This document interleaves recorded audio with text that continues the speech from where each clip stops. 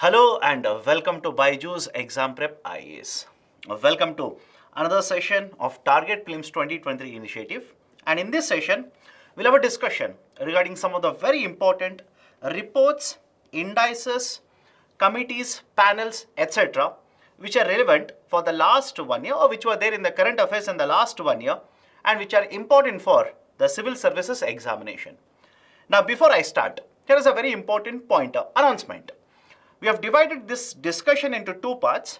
The first part, that is the first 1 hour, will be taken up by me, and the second part will be taken up by Harshmeet sir. So with this announcement, let me start. Question number 1. Consider the following statements regarding Kirit Parikh Committee on Natural Gas. Very important committee, or let's say the panel that was there in the newspaper for the last 1 year.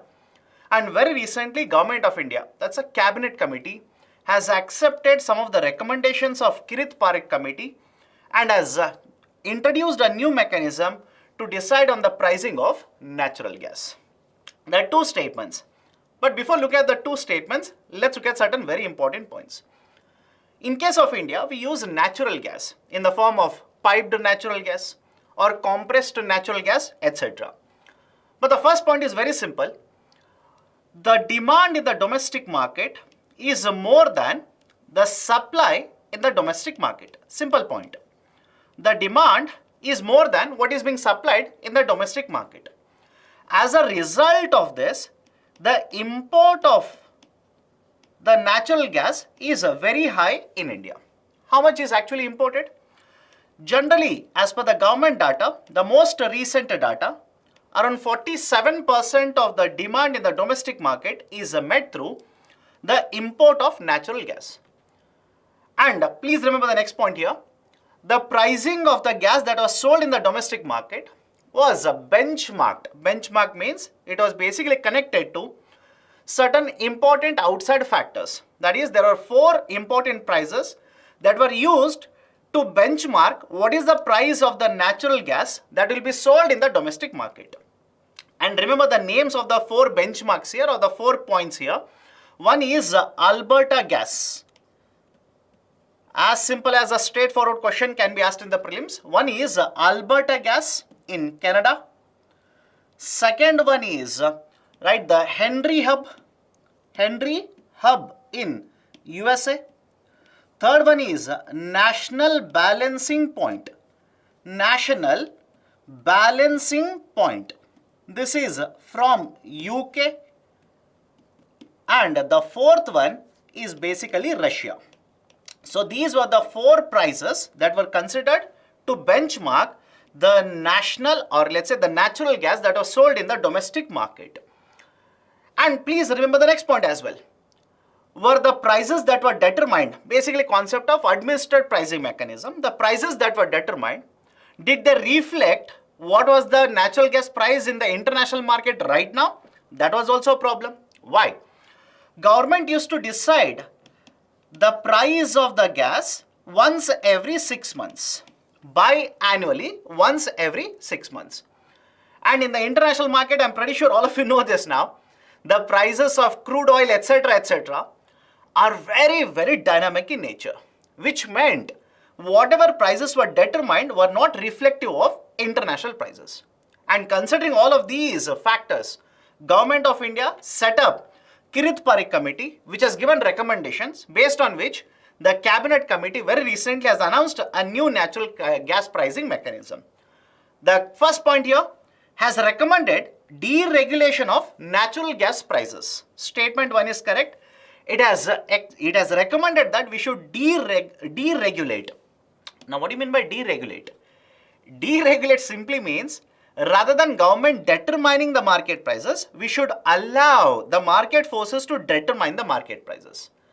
As of now, please understand, the floor and the ceiling, the floor as well as the ceiling that has been recommended is $4 and $6.5 for million British thermal units, MBTU.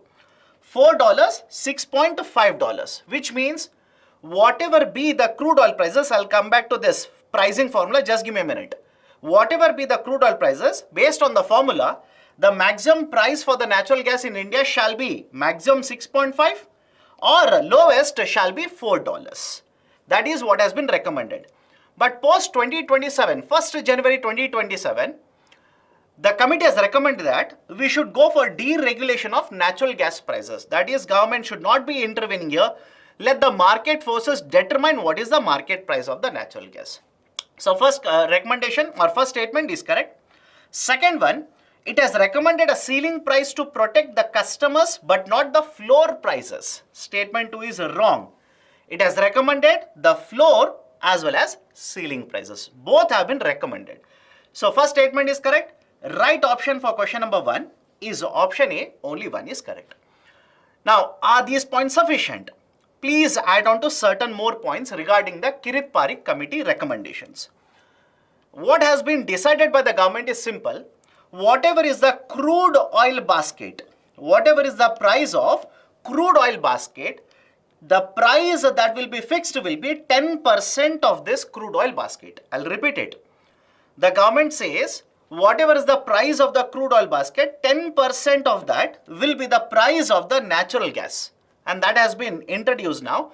Maximum will be $6.5 and minimum will be $4. Second very important point. The government says for the next 2 years, this will remain same. Nothing will change. Ceiling will not change. Floor will not change. For next 2 years, it will remain same. Only after 2 years, we are going to change the pricing formula by 25%. And the third very important point. In certain fields where new investment will be done, the government says if the natural gas is produced and sold, the government will allow the company to sell it at 20% price premium of whatever price is determined using the formula. I'll repeat it again. Whatever is the price determined based on the formula, 20% above that will be the price that will be allowed to be sold if you're going to invest and produce new gas now. That is, a new investment will be done. It will promote a new investment. So these are certain very important recommendations which have been given and recommended by the Kirit Parikh committee and accepted by the government. But please understand this. Have all the recommendations been accepted? Absolutely no. In fact, Kirit Parikh committee says we should deregulate by 2027. Government has not announced anything regarding deregulation. And when you discuss regarding deregulation, remember next point as well. In case of India, ATF has been deregulated. Aviation turbine fuel has been deregulated. In which year? 2002. What about petrol? Petrol has been deregulated in 2010. What about diesel? Diesel also has been deregulated in 2014. All these are important. Please remember. Apart from this, any other committee which has given recommendations regarding natural gas pricing in India? First one is TL Shankar Committee. TL Shankar Committee. Remember the names of the committees as well. Second one is Rangarajan Committee. Rangarajan Committee. And the third one is the most important, which is there in the current affairs, that is Kirit Parikh Committee. So these are certain very important points regarding question number 1 or regarding the natural gas in India. Please remember this. Now, let's go to question number 2. Which of the following is associated with online gaming? I've given you certain points here or certain names of the committees. Which of the following is associated with online gaming?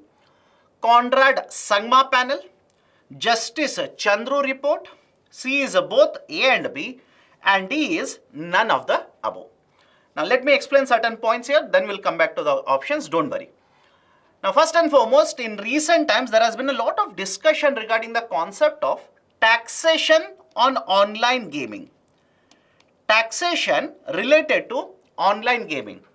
Now whenever we talk about online games, or generally the games here, there are two types. One is game of skills and second one is games of chance. Please be very careful regarding this.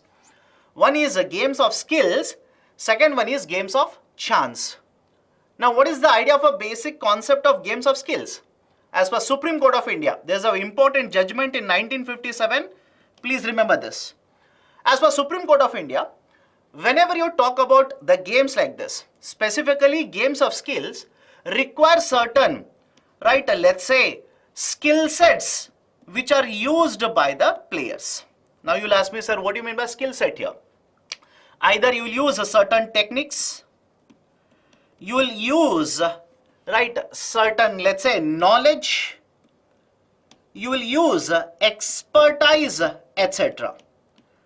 And whenever games are associated with usage of techniques, knowledge, expertise, these are called as games of skills. And why this is important? As per GST, the games of skills are attracting 18% GST rate. The games of skills attract 18% GST rate. Whereas the games of chance, example of a games of chance, gambling. As per Supreme Court of India, gambling or horse racing, etc. These are called as games of chance. Now some of you will simply say, sir, but even in case of games of skill, certain amount of chance is there. Right? For this also, Supreme Court of India has given a very clear answer. In certain cases where you look at these games, you see that there is a component of chance. But what the court says is, the component of the skill is over or much higher compared to the games of chance or possibility of chances.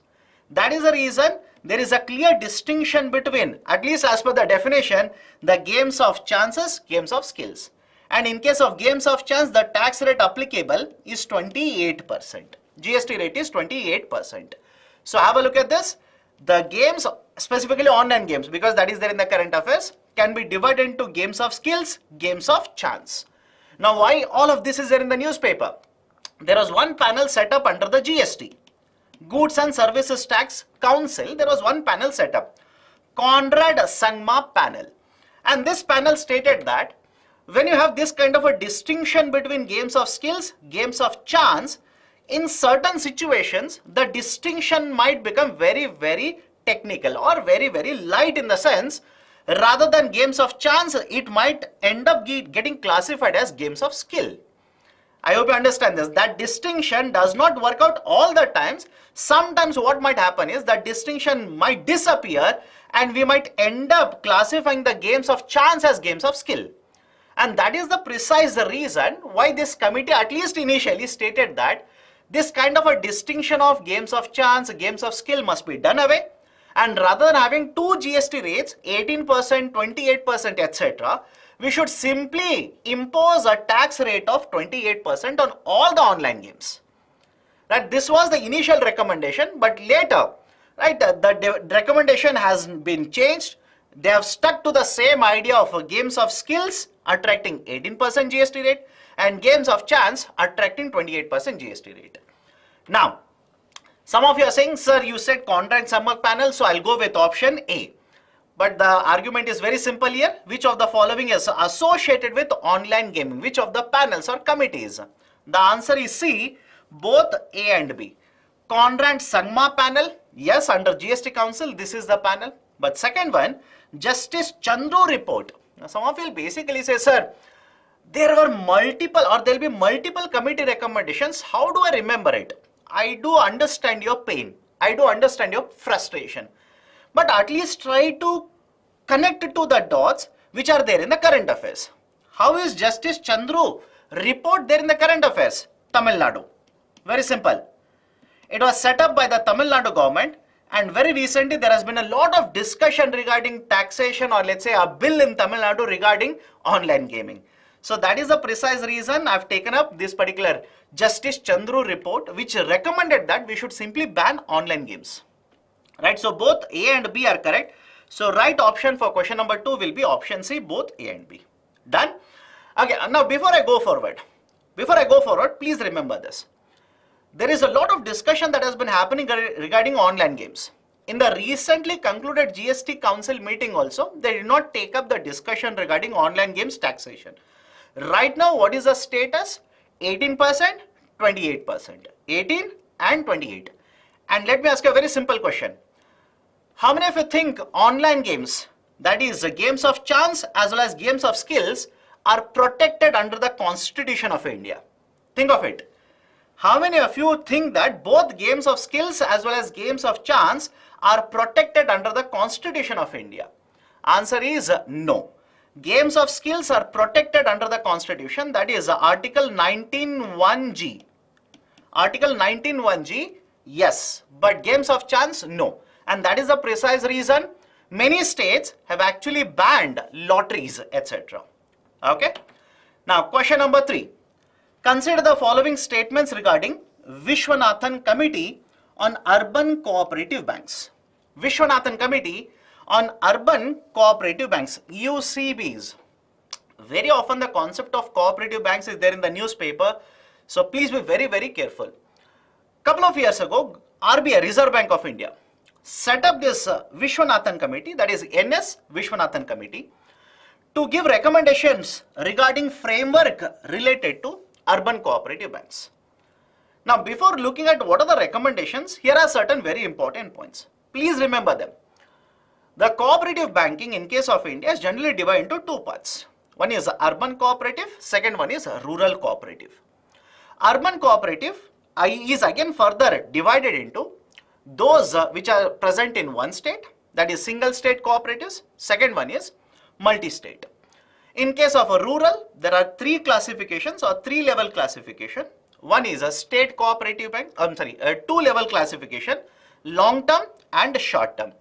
Again, under long-term, there are two classifications, P card B and S card B. Whereas in case of a short-term and medium-term, there are three-level classifications. One is a SCB, second one is, that is State Cooperative Bank, second one is District Central Cooperative Bank, and the third one, Primary Agriculture Credit Societies, PACS. This is a classification, please remember this. Now, what did the NS Vishwanathan Committee recommend? First one, it has recommended an umbrella organization for regulation. Statement 1 is correct, by the way. Statement 1 is correct. It has in fact recommended an umbrella organization for regulation of cooperatives, that is specifically urban cooperative banks. And that committee recommends that the umbrella organization should have investment of around 300 crore rupees, and after the umbrella organization becomes stable, it should start regulating the urban cooperative banks. That's a first important recommendation. First statement is correct. UCB is to be classified based on the deposit size. Second statement is also correct. Please have a look at it. It has recommended a 4-tier structure. This is important, which has been accepted by RBI. It has recommended a 4-tier structure for classifying urban cooperative banks. And this 4-tier structure is based on the deposit size. The deposit size of these banks. Right? On what basis? Tier 1. I'll write T1, that is Tier 1. Tier 1 will have deposits up to 100 crore rupees. Tier 2, more than 100 crore rupees up to 1000 crore rupees. 1000 crore.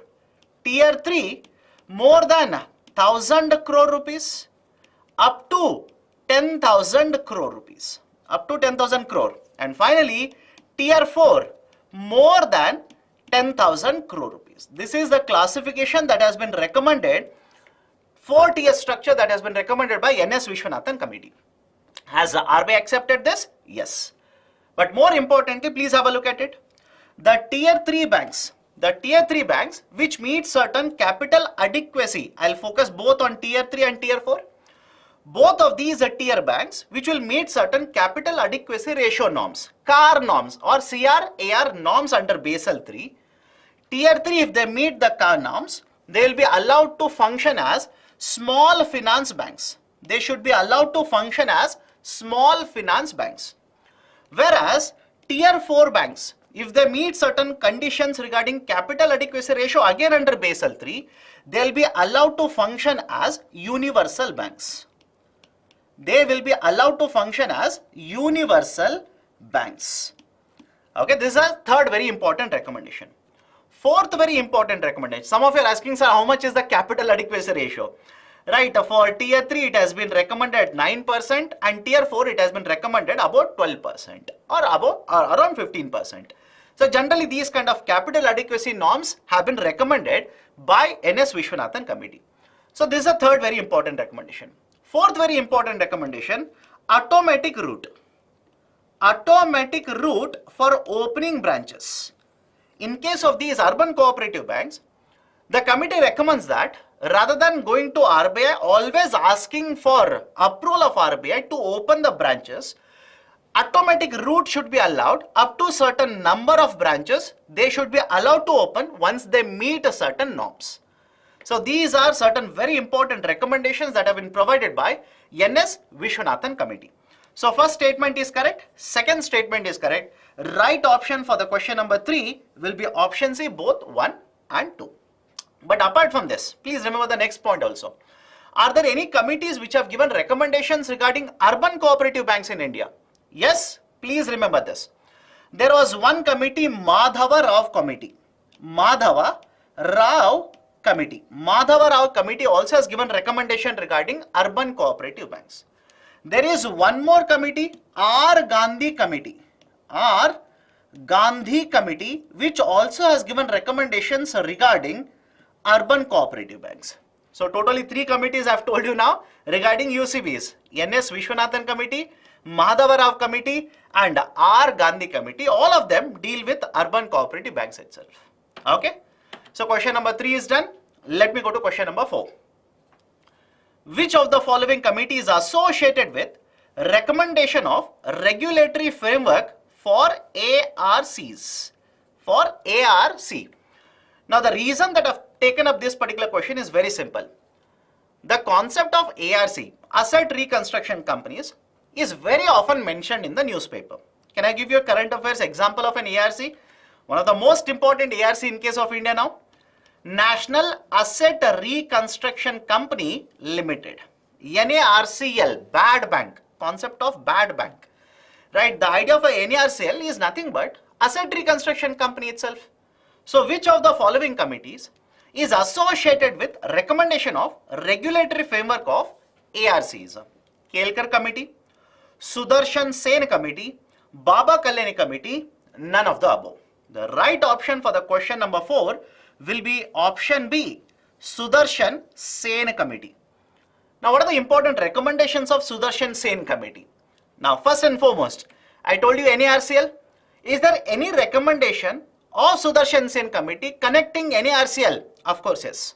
Please remember this. They have not recommended NARCL. Again, I am not saying Sen committee has recommended NARCL. No. What I am saying is, there is a recommendation within Sudarshan Sen committee related to NARCL. What is that committee? What is that recommendation? The committee recommends that there are ARCs in India. Multiple ARCs are there, asset reconstruction companies. Now Government of India has gone ahead and set up NARCL. The committee recommends that there should be a competition between the NARCL as well as ARCs. Fair competition must be promoted between NARCL as well as the existing asset reconstruction companies. First very important recommendation. First very important recommendation. Second one, there should be an online platform. There should be an online platform where the stressed assets or assets of the bank, non-performing assets, can be sold and bought. Such online platform should be set up by the government to promote the sales of these assets. Third one, whenever an asset becomes old, that is NPA, old in the sense NPA, non-performing asset, this committee recommends that as soon as possible, it should be sold to an ARC to promote better recovery, in the market. Right, so these are some of the very important recommendations of Sudarshan Sen committee regarding asset reconstruction companies. Apart from this, I have written Kelkar committee here. Kelkar committee is associated with what? Again, Kelkar, Mr. Vijay Kelkar is a very, very famous economist in India. But in case of Indian economy, if I want to pinpoint in the recent times anything that is there in the current affairs which UPSC can focus, Kelkar committee is associated with PPP, Public-Private Partnership. Public-Private Partnership, PPP committee recommendations, that is Kelkar committee recommendations. Baba Kalyani, right, he is also very, very famous, again not a very famous economist per se, but industrialist. Baba Kalyani Committee is associated with special economic zones in India. SEZ is special economic zones. Done. So question number 4, right option is option B. Question number 5. Consider the following statements. Government has set up Amarjit Sinha Committee to review the efficacy of Manrega, Mahatma Gandhi National Rural Employment Guarantee Scheme or Guarantee Act. Statement 2. The government fixes wages under the scheme based on the changes in the CPI IW. Very, very important. Please be very careful. Now, what are the important points here? Manrega. I'm pretty sure all of you have been coming across the term Manrega or Narega. Mahatma Gandhi National Rural Employment Guarantee Act.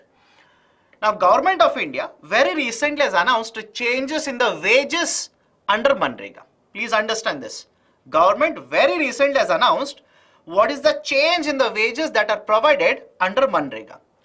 But please understand this carefully. Under Narega or Manrega, government can decide different wages in different states. I repeat, this is important. Please remember this. It is equipped under Section 6. Section 6, subsection 1 of Narega Act, under which government can decide different wages in different states. They are not under any compulsion to announce same wages in all the states. That's a precise reason. If you arrange the states, in terms of those which get the highest to which get the lowest, you will realize that it is the state of Haryana. It is the state of Haryana which gets the highest amount of Manrega wages, and the lowest it is in Madhya Pradesh. The lowest is in Madhya Pradesh, as well as per the latest data, it is given in Chhattisgarh. Sir, how much? Again, I don't expect UPSC go to that particular extent of detailing. In Haryana, the wages that are provided per day under Manrega is 357 rupees. And for MP and Chhattisgarh, it is kept at 221 rupees. 221 rupees. So come back to the first point here. Government has set up Amarjit Sinha Committee to review the efficacy of Manrega. Statement 1 is correct. Last year, this committee was set up in order to evaluate the efficacy of the implementation of the projects under Manrega. In some of the states, more projects are getting implemented. In some of the states, projects are getting delayed. In some states, efficiency is much better. In some of the other states, they are lagging behind. Now we want to study all of it. And that is a precise reason government has set up Amarjit Sinha Committee to look into this. Point number 2. Government fixes the wages under the scheme based on changes in the CPI IW, CPI industrial workers. Of course, no. It is not CPI IW. It is in fact CPI AL. CPI agriculture labor. CPI agriculture labor. Please remember this. CPI agriculture labor has the base year of 86-87. It has a base year of 86-87. Again, Government of India is considering changing the base year because it is very, very old. Right, so 86-87 is the base year. How many commodities are there in the basket? 60 commodities. All of them are goods. No services are there here. And who will publish the CPIL? It is published by Ministry of Labor. That is Labor Bureau, Ministry of Labor. Okay. So second statement is wrong. First statement is correct. Question number 5. Right option for the question will be option A. Only one is correct. Okay. Now, let me go to question number 6 here. Consider the following. The employment elasticity for gig workers has been above 1 between 11-12 to 19-20. Second statement, employment elasticity for gig workers has been higher than overall employment elasticity for the same period for the overall economy. I will admit statements are very difficult. I'll admit it. Why? Books will not provide these kind of statements. Now, from where I have picked up this particular statement from? Simple. Niti Aayog came out with a report. Right, very important report, by the way. And if you are looking at what is happening with Blinkit, what is happening in other sectors, etc., right, that's a reason.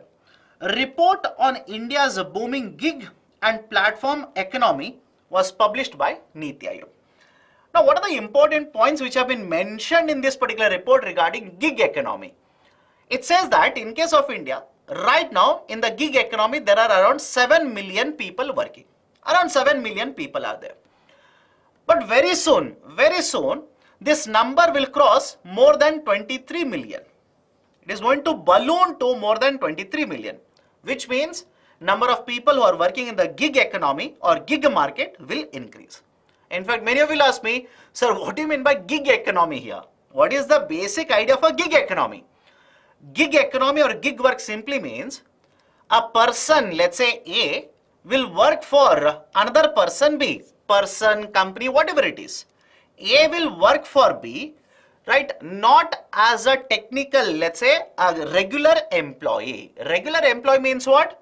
There is an agreement between A and B, right? Traditional employment, what does it represent? There is an agreement between A and B, company and the employee, right? That is, or an employer and employee, there is an agreement. How many days they have to work, right? What will be the salary that will be paid? How many paid leaves are there? How many parental leaves they can take, etc., etc. All that agreement is there. But when you talk about gig economy, there is no such traditional agreement between the employer and employee. That is called as gig. And as per this report, many of you will ask me, sir, but I came across one more term, platform worker. What is the meaning of it? This, right, report says the gig workers can be divided into two parts. One is a platform worker and the second one is non-platform worker. Please remember this. A platform worker and a non-platform worker. Now, what do you mean by platform worker? Best example, Ola, Uber, Swiggy, etc. Which means a platform will be used, right? An app will be used to connect with the customer. Simple platform worker. And others, freelancers, etc., etc., are called as non-platform workers. This is the division that has been provided in this report, dividing the gig workers into two parts. Please remember this. Now, I'll come back to this slide, don't worry. Now, come to the question number 6 here. Employment elasticity for gig workers has been above between 2011-12 to 2019-20. Very difficult statement, but you think of it. Apply common sense, you will realize first statement is correct. How so? Don't you think in the last 1 decade, there has been a sudden growth of employment in the gig economy? I hope you understand this. In the last 1 decade, suddenly there has been a ballooning of gig economy in India, which means the creation of jobs in the gig market has been very, very high. So does that make sense to you? I'll say first statement is correct. In fact, it is a factual statement given in the report. But if you just apply what you have learned or what you have seen in the Indian economy, you'll realize first statement is correct. Even second statement, let's simplify it. Between the employment elasticity of a traditional worker and a gig worker, where do you think the ballooning has been very higher? That is, the growth rate of employment elasticity has been higher. Right? Compared to traditional worker, don't you think gig economy has grown much faster? Employment has been generated much, much higher. So employment elasticity in the gig economy has been higher compared to a normal or a traditional employment. So even second statement is correct. Right? Like I said, yes, these statements are very difficult. But if you have just made an observation regarding Indian economy, you can easily solve these kind of questions. So first statement is correct. Second statement, both are correct. Right statement, right option for this will be option C, both 1 and 2. Right? Option C is the right one, both 1 and 2. In fact, if you look at these recommendations, these are recommendations by the way. Whatever is given in this slide, these are recommendations. What should be done? Right? What should be done by the government in order to promote gig market, gig economy in case of India? These are recommendations. I don't expect UPSC to pick up a question from this recommendation in prelims, but definitely yes, this will become very, very important, right, in case of mains, especially in the context of what is happening in the gig economy very, very recently. Done? Now, some of you are asking, what do you mean by employment elasticity? And some are asking, what is the meaning of a gig? Or what is the long form of a gig? There is no long form, my dear. Gig itself is a term. Gig is term itself. It is not a short form of anything. And those who are asking what is the meaning of employment elasticity, I'll come back to this, don't worry. Employment elasticity, double E. Employment elasticity is nothing but double E here. Employment elasticity measures what is the impact of the growth rate. What is the impact of growth rate in creation of employment generation? I hope you understand. How productive is your growth rate, right, in terms of generating jobs? That is a percentage change in the employment divided by percentage change in the growth. It is called as employment elasticity. And I hope you understand now, employment elasticity should be higher. It should be higher, meaning what? If you can achieve 1% GDP growth rate, the employment growth rate should be much higher than that. And that is actually visible in case of, right, the gig economy. Done? And those who are asking any particular meaning of the term gig, generally gig means informal. Again, there is no specific meaning for it. Informal, not permanent, etc. like this. Okay, done. But apart from this, I've given one more term here, raise. I'm pretty sure all of you have heard of the 4 labor codes. The 4 labor codes. I hope you have heard of this. Again, don't read all the 4 labor codes, not necessary now. Nothing will happen until unless 2024 is over. Out of these 4 labor codes, there is one labor code, Code on Social Security, COSS, Code on Social Security. Niti Aayog has come out with a framework by the name of RAISE framework. Please remember this. Suddenly this can be asked. Niti Aayog has come out with a framework called as a RAISE framework in order to effectively implement Code on Social Security. Now what is this RAISE framework? Now please look at the term RAISE here. RAISE I have written in capitals. Right? I could have written RAISE like this, R-A-I-S-E. But no, I have not written like this. I have written in capitals. What does it mean? It's an acronym. It's a short form. RAISE stands for 5 very important pillars that have been recommended by Niti Aayog. One is to recognize that the gig economy is different. Gig workers are different compared to traditional working arrangement. Second one is to introduce a new financial instruments, allow right, the introduction of these new financial instruments for the gig workers. So one is recognition. Second one is allowing accumulation of these kind of financial instruments. Third one is any new policy that is announced by the government, any scheme that is announced by the government must incorporate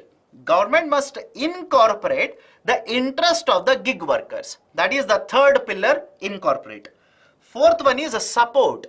The government must support enrollment of these gig workers under the schemes of Government of India, under the benefits of Government of India. That's the fourth. And the fifth pillar is ensure. Ensure that the facilities, or let's say the benefits that are provided by the government are available to the gig workers. So this is called as a RAISE framework. This is referred to as RAISE framework, which has been introduced by Niti Aayog. Please remember this. Okay. So question number 6, right option is option C, both 1 and 2. Okay. Question number 7 now. Consider the following statements regarding IBMX. IBMX, consider the following statements. Statement 1. It is an index with the base of 1st January 2021. Statement 2. In the index, all the municipal bonds issued will be included. Now, right, what is the meaning of this term IBMX? Please remember this. All of you heard of NSE? National Stock Exchange. NSE stands for National Stock Exchange. Under the National Stock Exchange, there is one part of NSE, arm of NSE, which is called as NSE Indices. NSE Indices. And this has been there in the newspaper very often. BSc Indices, NSE Indices. Can I give you latest current affairs connection to this? 2 companies under Adani Group of Enterprises, right, have been connected to NSE Indices. They have been dropped, weightage has been changed, etc. This was there in the newspaper couple of days ago itself. Okay. So there is an arm of the NSE which is called as NSE Indices, which publishes multiple indices. Very recently, NSE Indices has come out with a new index.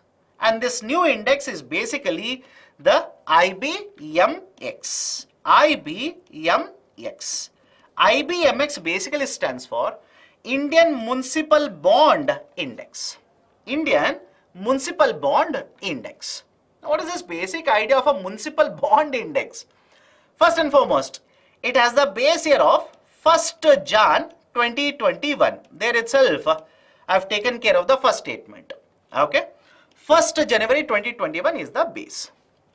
Now, second, under the IBMX, NSE says we are going to consider the municipal bonds, not all the bonds. Please understand this.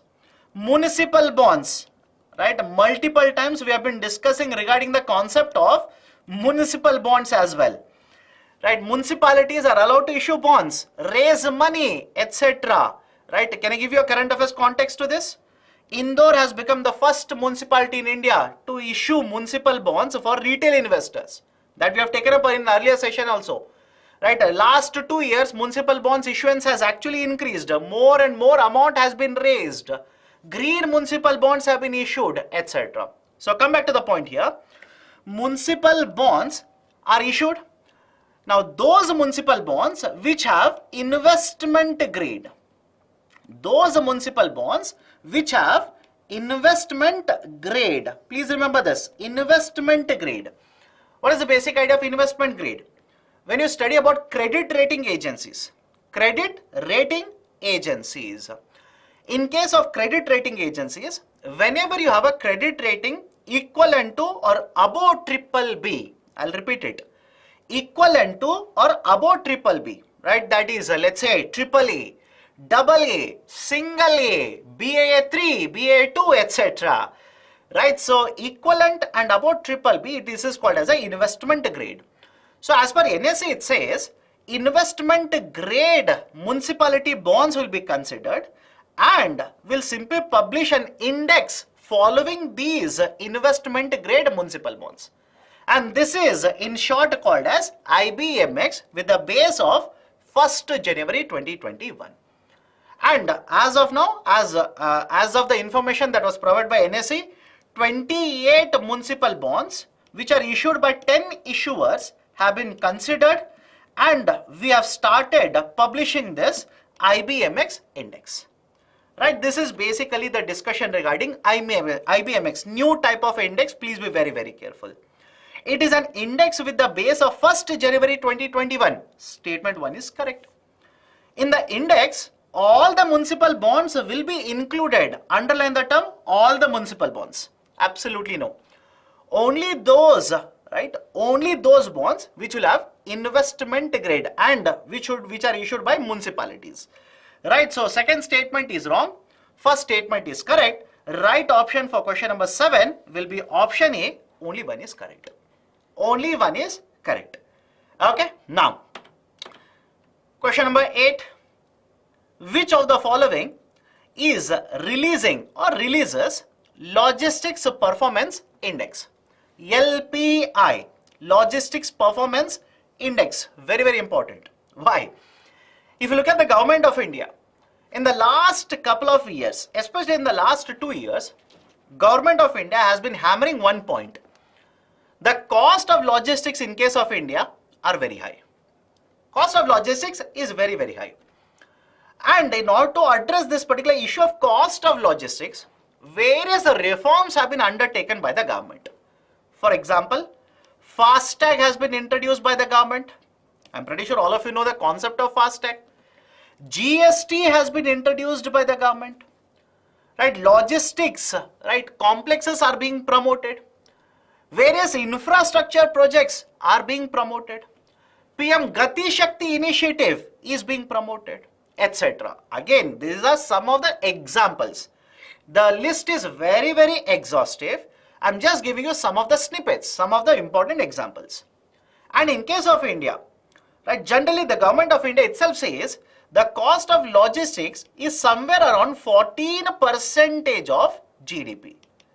The cost of logistics is around 14% of GDP. And right, in case of this cost of logistics, because it is higher, our exports competitiveness are lower, etc. Right now, Coming to the question here, which of the following releases Logistics Performance Index? The right option for this question will be World Bank. Option B, World Bank. But I've written one more important point here, Ministry of Commerce. Now in the comment section, let me know, is there any report in case of India? I repeat, important, even this is important. That's the reason I've written Ministry of Commerce. Is there any report in case of India which focuses on logistics? And that is where the connection is there to Ministry of Commerce. Anybody? It is a Leeds report. It is a Leeds report. Please be very, very careful. There is also a report published in India, Leeds report. Done? Okay. So right option is option B, World Bank. But any other point related to this particular report? Again, don't read the details of the report. Not necessary. Focus on the ranking, number of countries, who publishes, etc. Now, in case of India, right, focus on these 6 parameters. These are the 6 parameters which are considered 1, 2, 3, 4, 5 and 6. These are the 6 parameters which are considered by the World Bank to publish the overall ranking of a country under LPI. In 2018, the ranking was 44th. In 2023, India's performance has improved. We are at 38th rank now. We are at 38th rank. Now, within this particular 6 parameters, suddenly UPSC can ask you which of the parameters are considered, because only 6 are there. If there were 20, if there are 30, etc., etc., I would simply say do not by heart it. But because only 6 are there, UPSC can test your knowledge there. I would recommend by heart it. Now, India's ranking for 2023 is how much? 38th. And right, it is a 38th out of 139 countries. Back in 2018, the ranking was given for 160 countries. Now, many of you will simply say, but after 28, nothing is given here, etc., etc. All of you know what has happened after 2018. I hope you understand what has happened in the last couple of years, and as a result of this, rankings have not been published. That's a reason.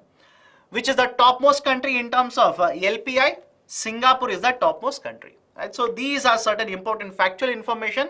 Please be very, very careful. Okay, please be very careful. Questions can be asked on this. Okay, let me go to question number 9.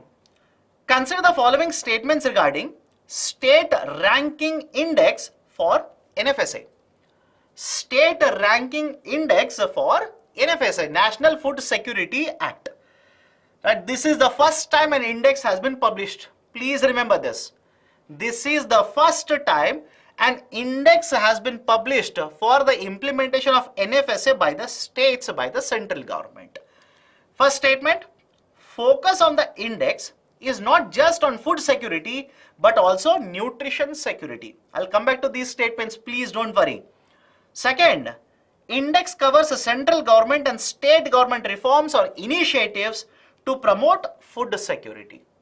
Now, right, I'll come back to this. Just have a look at this.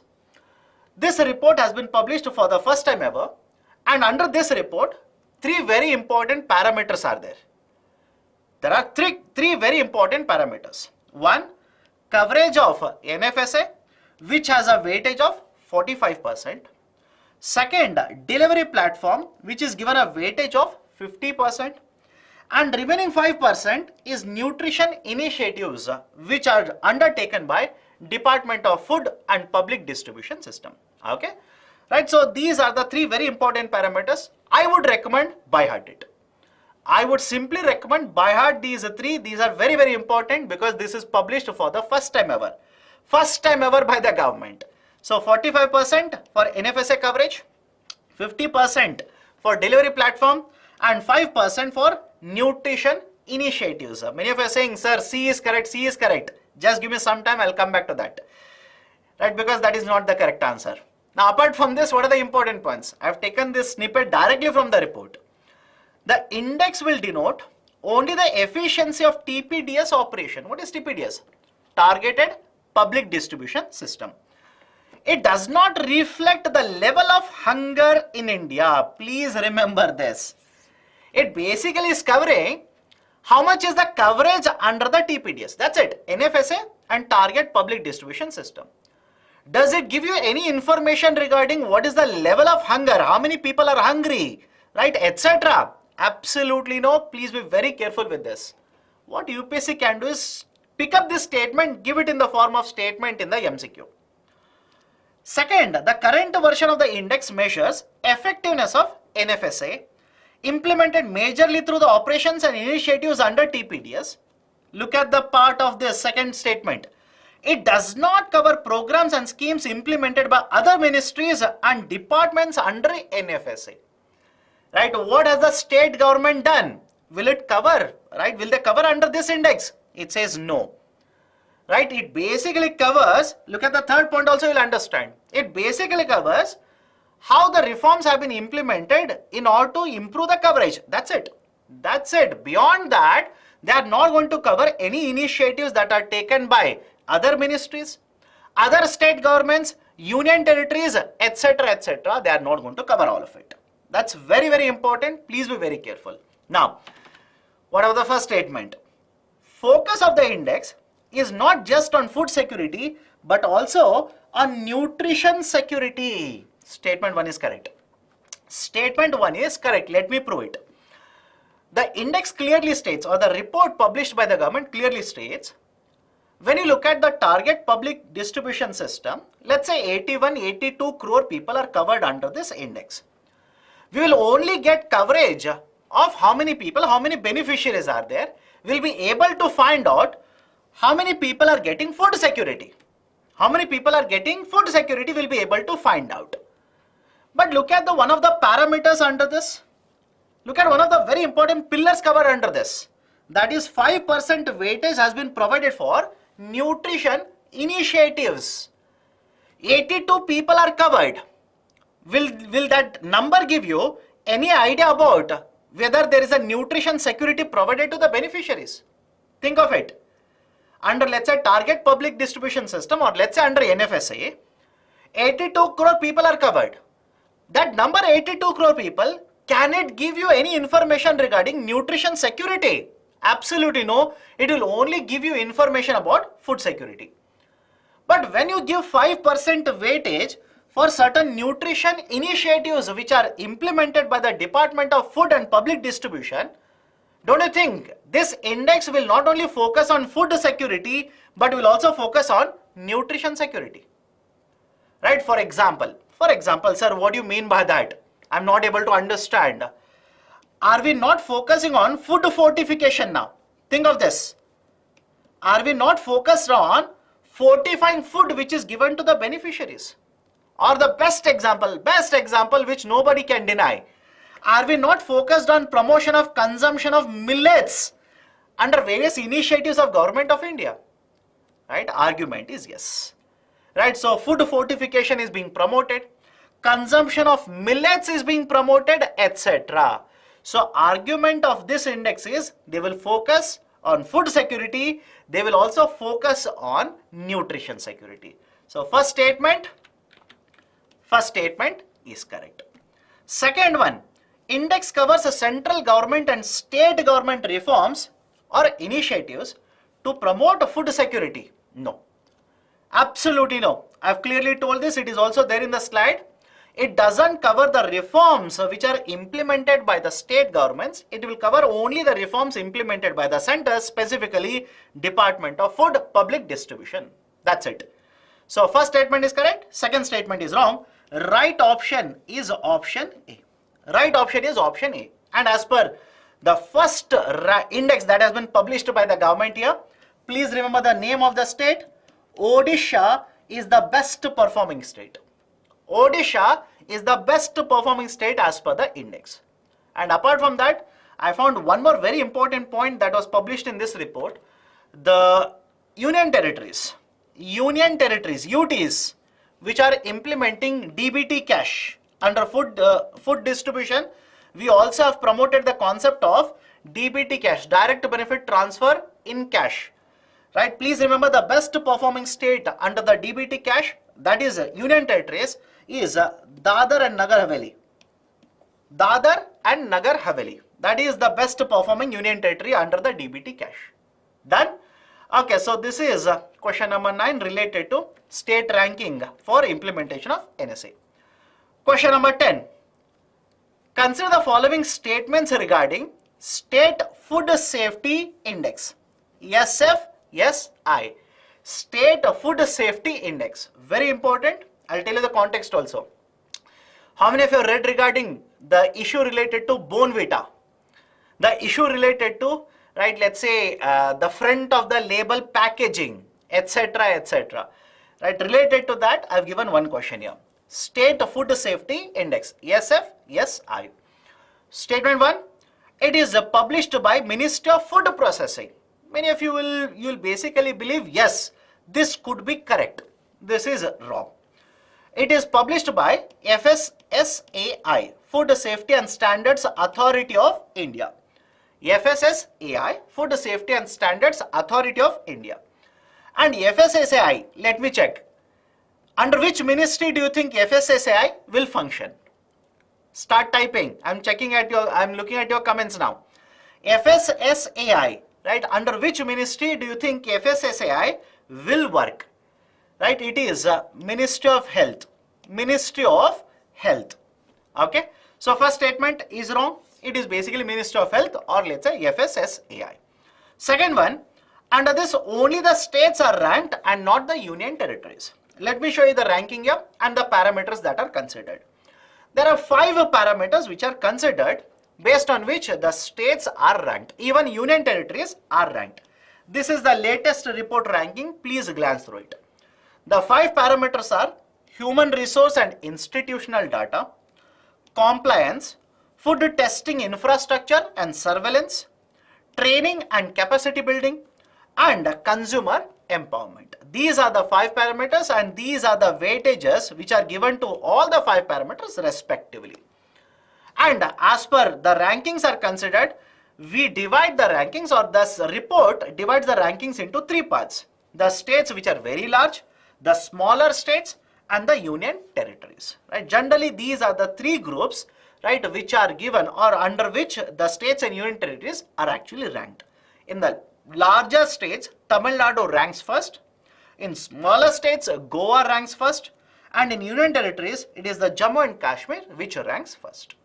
Right? So these are certain important points regarding State Food Safety Index. First one is wrong.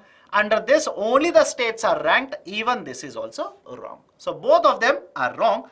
Right option will be option D, neither 1 nor 2. Right? Both are wrong. Okay, so these are the 10 very important indices, right, as well as the reports, committees that I wanted to discuss. But in addition to this, I want to give you certain more information. Some of you in the earlier sessions that I took for the Indian economy, there was one question that I discussed regarding monetary policy. And many of you said, sir, monetary policy, is it not a recommendation of Urjit Patel committee? And that's the reason the first committee that I've listed is the Urjit Patel committee. Please remember this, no doubt Urjit Patel committee recommended having a monetary policy in India, no doubt. But again, this is not the first committee to recommend monetary policy, because even before this, 2014, we had monetary policy. So argument is, then why I said that Urjit Patel committee is not the one to have given this recommendation in the earlier discussion? Simple reason. Urjit Patel committee recommended a monetary policy of 5 people. I hope you understand my point here. The Urjit Patel committee recommended having a monetary policy of 5 people. Now tell me, do we have a monetary policy of 5 people in India today? Absolutely no. Right? No, we have a monetary policy of 6 people. We have a monetary policy consisting of 6 people. That's the reason I said, right, it is FSLRC which recommended having a monetary policy committee of 6 people. Okay. So Urjit Patel committee, monetary policy reforms. In fact, the recommendation that was accepted from Urjit Patel committee was using CPI as a nominal anchor. Please remember this. Using CPI as a nominal anchor, right? What is the basic idea of a CPI as a nominal anchor? We should use a CPI to determine should we increase the interest rate, should we hold it correct, or should we have a lower interest rate, right? What is the inflation rate that is considered? It is CPI, not WPI. Right? In fact, even the concept of bi-monthly monetary policy was recommended by Urjit Patel committee. Okay. Second, Bimal Jalan Committee, the discussion regarding the RBI surplus, RBI dividend distribution, etc. The committee that has given and whose recommendations are implemented as of now, it is Bimal Jalan Committee, former RBI governor, please remember this. Third one, Narsimham Committee, very, very important. Narsimham Committee. Narsimham Committee is again associated with ARCs as well. I will write it here. Asset Reconstruction Company. Narsimham Committee is associated with ARC. Narsimham Committee is also associated with CIBIL. I'm pretty sure all of you heard of CIBIL scores. Right, Credit Information Bureau of India Limited, CIBIL scores, Narsimham Committee. So Narsimham Committee, two committees important. One is Committee on Financial System 1, Committee on Financial System 2. Committee on Financial System 1, 1991, Committee on Financial System 2, 1998. And these are also in short referred to as Narsimham 1, Narsimham 2. Okay. GK Pillai Committee. It is associated with RODTEP, Remission of Duties and Taxes on Export Products. RODTEP, it is the GK Pillai Committee. There is a recommendation. The government is using these recommendations. Percy Mistry Committee, it is associated with International Financial Services Center. IFSC is not IFSC related to banking here. Not related to banking. Many of you will get confused. Sir, I came across IFSC code for a bank. Is it that committee? Right? Absolutely no. International Financial Services Center, Gujarat International Financial Tech City, GIFT, Gift City. It is right associated with Percy Mistry Committee. Please remember that. Not related to bank. I will write it. Not related to bank. Niti Aayog, it also publishes a lot of these indices. Composite Water Management Index, right? SDG Index, the Export Preparedness Index, EPI, India Innovation Index, Global Innovation Index, etc. These are published by Niti Aayog. And finally, SC Garg Committee. SC Garg Committee is associated with virtual currencies. Even in the earlier sessions when we discussed Indian economic questions, I had taken one question regarding virtual digital assets, VDA. I hope you remember this.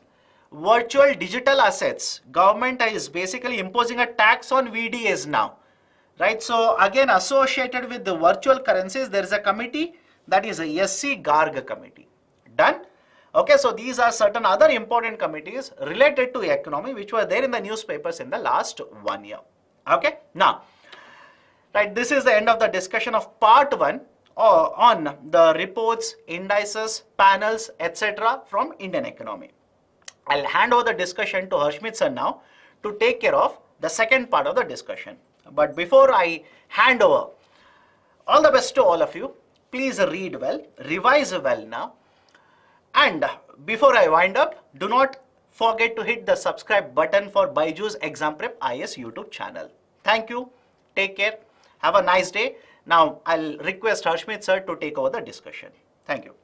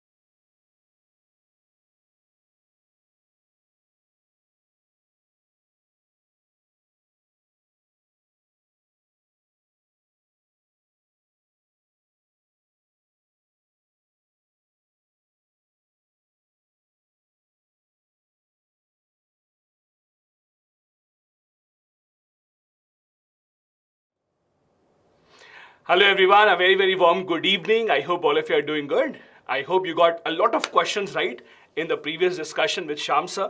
And I hope in case you did not know any of the questions, now you would be able to answer most of them if similar kind of questions appear later on in the examinations.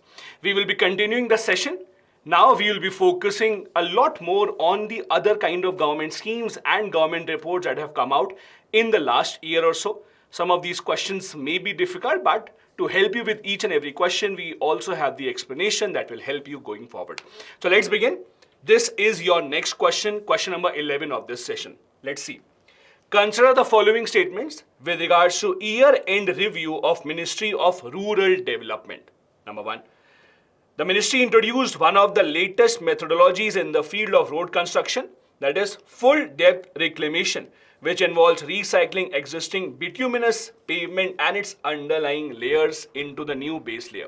Second, a citizen-centric mobile app, that is Sambal, was developed to provide information to beneficiaries about NSAP schemes along with the state top-ups. And the third one, an overdraft facility of rupees 15,000 approved for the self-help group members with the PM Jan Dhan Yojana account to help them meet their immediate emergency needs without any hassles. Which of these given statements are correct? These statements have been mentioned in the year-end review report of the Ministry of Rural Development. The options are right here in front of you. Let's see if you get these right. I see a lot of people opting to skip this question. Okay. Let's not reveal the answer just in case you know it. Opt for whatever option you think is correct. Let's take 10 more seconds.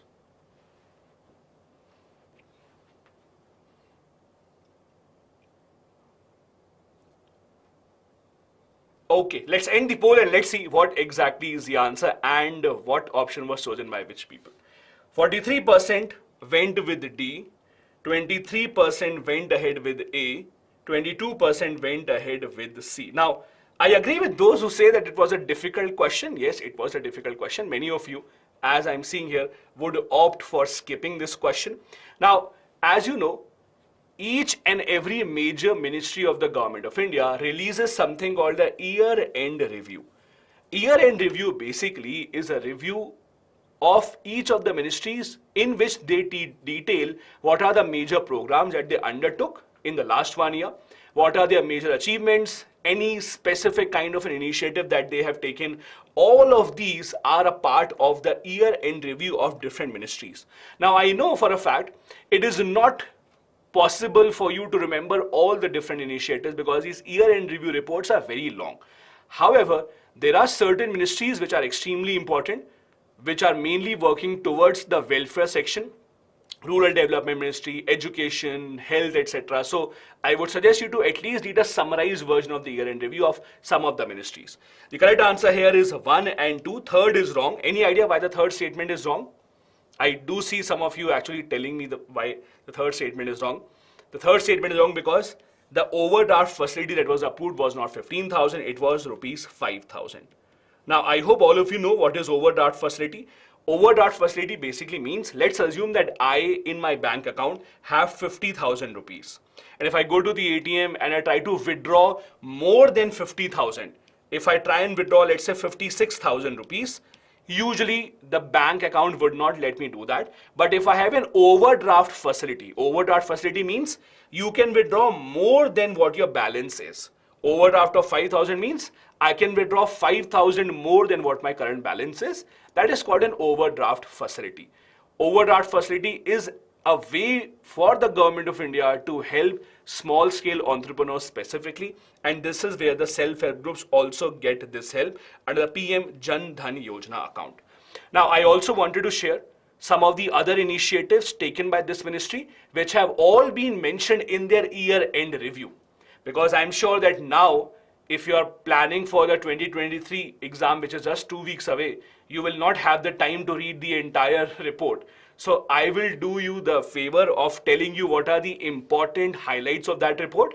For example, what are the new initiatives taken up by the Ministry of Rural Development? There is something called the Amrit Sarovar.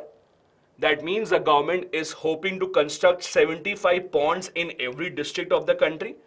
The government has also launched something called Jaldoot app. It is to measure the water level in the Gram Panchayat, in the open wells specifically. We also have the ombudsperson for Manrega. Now, ombudsperson basically means ombudsman is an officer to which you can appeal, you can file complaint if you think that something is not going according to the plan. Manrega specifically has been a lot in the news. You in anyways get a lot of questions on Manrega, both in the prelims and in the mains examinations. It was in the news because many experts believe the government of India has cut down the budget for Manrega as compared to previous few years. So for Manrega also, these kind of facts are important. Now do listen to this. Usually for the prelims exam, I would not say that you have to remember each and every number. For example, in the prelims, you might not really have a statement which says that these percentage of women get work under Manrega. But you should know a kind of a pattern. For example, the statement can be that under Manrega, more women get work as compared to men. That can be a statement that will be asked. But the exact number is not that important. As long as you know the trend, which number is higher, which number is lower, rural versus urban, male versus female, SC, ST, etc. That will be good enough for you. So rather than focusing on exact numbers, I would really suggest you to focus on the trends in these kind of reports. Let's move on to the next question, which is question 12 of this session. Again, it's based on the year-end review, this time of Ministry of Environment, Forest and Climate Change. Number 1, the ministry has launched Prana, a portal for monitoring and implementation of NCAP on the occasion of International Day of Clean Air for Blue Skies. Second, now India has 85 Ramsar sites, which is the highest in Asia. And third, the Swachh Vayu Sarvekshan guidelines for ranking of cities under NCAP has been issued to the cities. The options are right here in front of you. Let's see if you are able to answer this question correctly. I do see a lot of you getting this one right. Okay. Seemed like a pretty easy question, right? Good job. Let's take 10 more seconds and we'll end the poll here.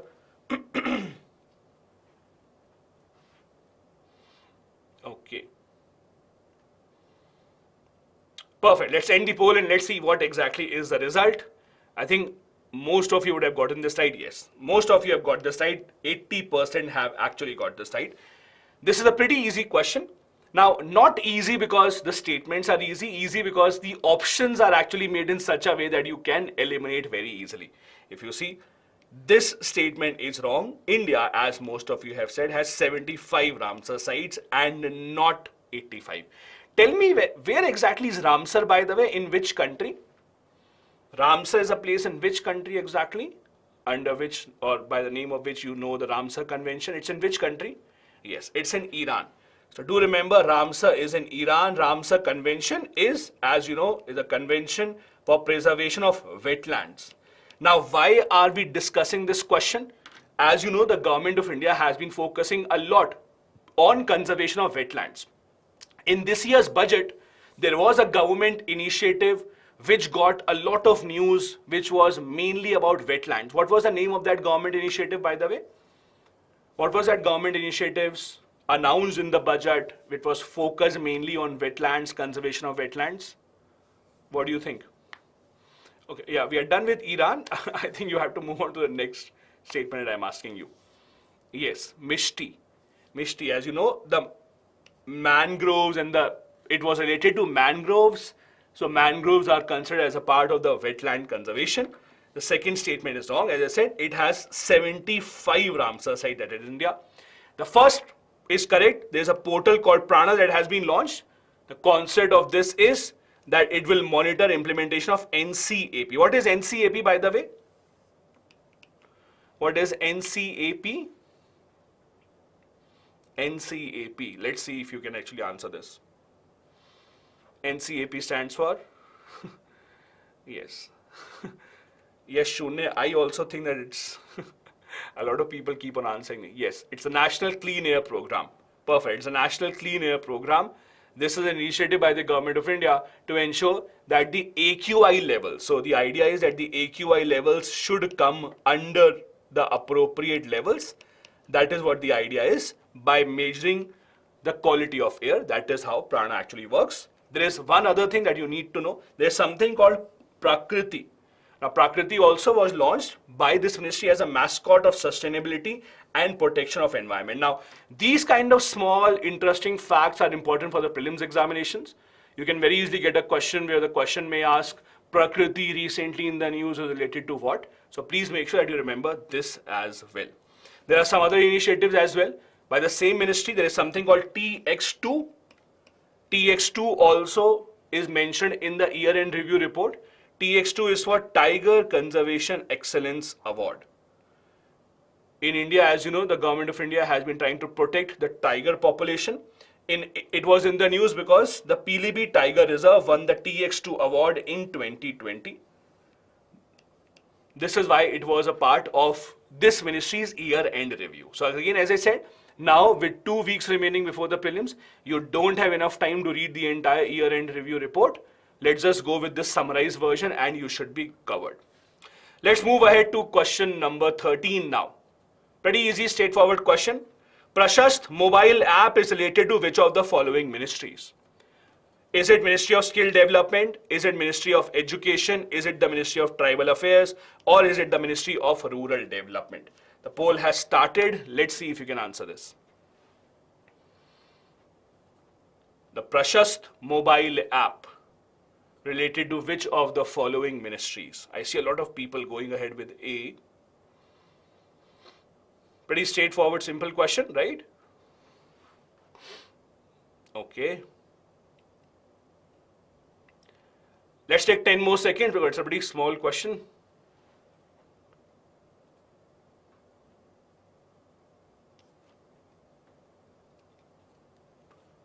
Perfect. Let's end the poll and let's see what are your choices. So most of you, I think, have opted for A, which is 57%. C gets the next vote, means only 16% are actually correct. This is related to Ministry of Education. Any idea what is this app all about? What will it do for Ministry of Education? Or Ministry of Education is focusing on what exactly? What do you think is the Ministry of Education doing with this app? Any idea? The Prashast mobile app. Again, I'm asking this because it was again a part of the year-end review report of the government. Okay, NEP, SC, ST, I have someone saying disabled people, arithmetic ability, disabilities, future guidance. Okay, so basically this app is mainly, it will assess the holistic screening. So basically what it will do is, it will help the education institutions to have disability screening checklist for schools. So basically what happens is, in the schools, whenever there is a special needs child who is coming in and who wants to take admission, the school should know what is the level of disability. So there are different levels of disabilities, mainly in children who are special needs children. So to assess that, which kind of children needs what kind of help, so that the teachers can also then go ahead and give the required help. That is why this Prashast mobile app has been launched. So this is mainly for the schools, launched by the government, to act as disability screening checklist. This app's official name is Pre-Assessment Holistic Screening Tool. This is what Prashast stands for. It will help in screening 21 disability conditions which are recognized under the People with Disability Act. This is what the act is all about. This is a mobile app developed by NCERT, so do remember that as well. It's an initiative by the NCERT. Okay, let's move on to the next question, question 14. Question 14 is with respect to Corruption Perception Index, the CPI. First statement. It is released by Transparency International, an international non-governmental organization founded in 1993 based in New York. Second, it relies on 13 independent data sources and uses a scale of 0 to 100, where 0 is highly corrupt and 100 is very clean. And third, it defines corruption as misuse of public power for private benefit. The options are right here in front of you. The 2022 version of this report was released just a few months back. I think just a couple of months back, we had 2022 version of this report come out. There was a lot of discussion on the rankings also. It came in the news. Also, this report usually is in the news every single year whenever it comes out. There are a lot of discussions about which country is at the top, which country is actually at the lower position. Okay, most people are going with C, it seems. Let's take 10 more seconds and then we'll end this up.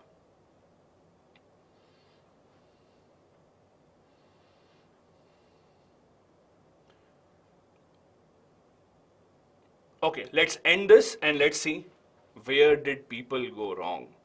Most of the people have opted for C, 59%. See, whenever you get these kind of statement or whenever you get these kind of options, 1 and 2, 2 and 3, 1 and 3, these are usually pretty easy because you just have to eliminate any one. If you can very surely eliminate at least one, you will be able to get to the answer very easily. So you don't even need to know all these. The one that you could eliminate very easily was the first one. Yes, it is by Transparency International, but it is not based in New York, it is based in Germany. So it's a German non-government organization, that is Transparency International, that publishes this report. As I said, the 2022 version has just come out a couple of months back. There was a lot of discussion on that as well. Second and third, both statements are absolutely correct. So it gives ranking to the countries where the higher the score that you get, the better it is for the country. So countries aim for a higher score. Now, before I go ahead, can you tell me, let's take a guess, which country was at the top? Or can you tell me which country was near the top? First, second, third, which are the countries that usually come at the top? What do you think? I'm not asking you to guess India's ranking, that would be too random. Let's try and guess which country would be at the top. Denmark, Finland, Norway, New Zealand. Okay, so Nordic countries usually remain at the top. So I'll tell you what are the top countries, what are the bottom countries also for that you can remember.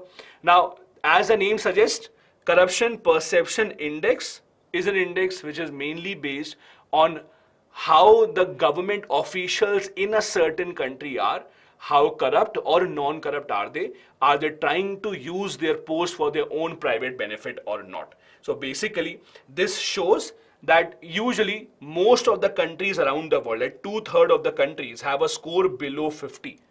So 2/3 of the countries in the world have less than half of the score. That also means that most of the countries, mainly in the developing world especially, are ones that are deep in corruption. Now, the top performers this year, top 3 are Denmark, Finland and New Zealand. These are the top 3. Each of these have a score of 88. So there is actually a tie at top 3 places. Denmark, Finland, New Zealand, all of these have a score of 88. So none of them have a perfect 100% score. No country can claim to be absolutely 100% clean. Then the other countries in top 10, Norway, Singapore, Sweden, New Zealand, Netherlands, Luxembourg, Ireland and Germany. If you compare it with last year, that is 2021 report, as compared to 2022, there is only one country that was not in top 10 earlier. It has reached top 10, that was Ireland. So Ireland has reached the top 10 now. It was not in top 10 last year. Also, what is the score or what exactly is at the bottom level? So at the bottom you have expected countries, South Sudan, Syria, Somalia. They again remain at the very bottom. Then other countries, mainly which are non-democratic countries, authoritarian countries, these are the ones that are usually at the bottom. I'm leaving it to you to check out what is India's rank. I have deliberately not put India's rank here. Just check out what exactly is India's rank. Try and remember both India's rank and India's score as well. Both of these are important facts. Let's try and see if you can find that out. It's pretty easy to remember. If you can just Google it, try and go to the website of Transparency International. When you Google it, you will get a link of Transparency International rather than going on some other website, because other websites might have outdated data. So rather than that, straight away go to Transparency International website. They have an infographic right there in front of you. You can see the rank. Just see India's rank and score and make a note of it. That will be helpful for all of you. Next, question number 15. Consider the following statements about Niti Aayog's India Innovation Index of 2021. Number 1. Prepared by Niti Aayog and Institute for Competitiveness, the India Innovation Index is a comprehensive tool for evaluation and development of the country's innovative ecosystem. Second, It ranks the states and union territories on their innovation performance to build healthy competition amongst them. Third, Karnataka, Manipur and Chandigarh have topped in their respective categories in the third edition of Niti Aayog's Innovation Index. Let's see if you can answer this question. The poll has started right in front of you. The third statement, which talks about three categories, it's mainly categories of big states, small states and union territories. So the three categories are talking about, as I said, it's big state category in which they are saying Karnataka topped, small states category where they are saying Manipur topped, and Chandigarh, they are talking about the union territory category.